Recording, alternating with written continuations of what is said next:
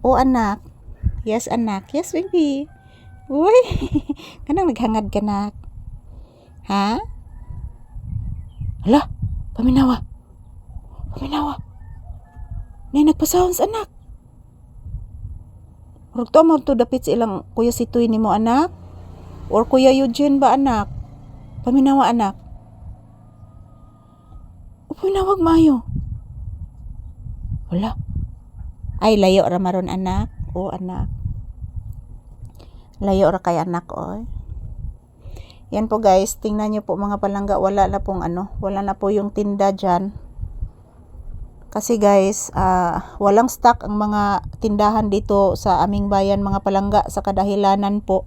Walang mga delivery guys dito kasi ilang mga lungsod dito mga palangga pag bagyong Tino guys, nagbaha.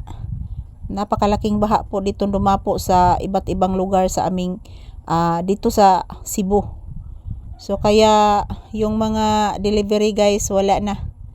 So kaming mga bumibili din dito para paninda guys, wala na din. Ayan, tingnan nyo po guys. Wala na hapit tinda mga palangga kay mo lagi guys tungod sa apektahan jud ta sa kanang katalagman mga palangga. Kisa may magdaho mga palangga nga maglunop. Mga ilang lungsod dito guys naglunop. Umabot ang tubig sa second floor ng mga bahay. Grabe. Grabe kakuyaw anak mga palangga dahil po sa Super Typhoon Tino.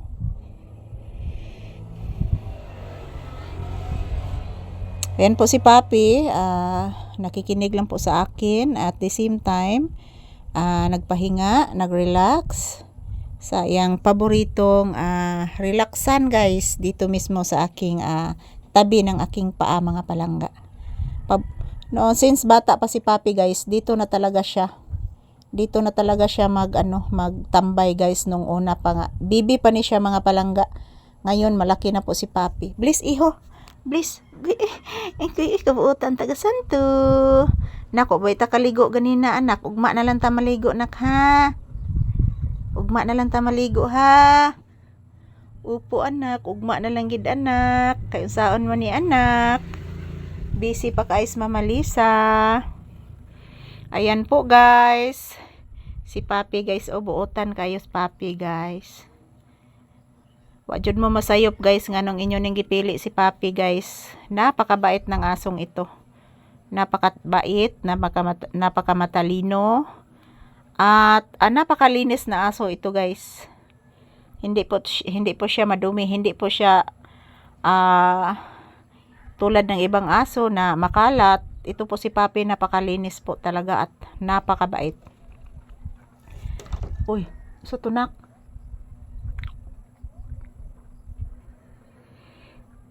Murag na nahog nak. Tanaw-tanaw anak, basig uhuipan to anak. Ayan po guys. Nandito pa din kami sa loob ng tindahan nakatambay. Samahan niyo po kami guys. So, pagdating ko galing sa bayan guys, mayroon po akong isang customer na ngayong hapon. Pagdating ko galing sa bayan kay nag-open naman ko dire sa tindahan guys. So ayan, as usual, update ni Papi ngayong tanghali mga palangga. Maayong udto kanatong tanan and salamat sa inyong panunood palagi sa amin. Mua. Ayan si Papi, relaxing and may iniisip din.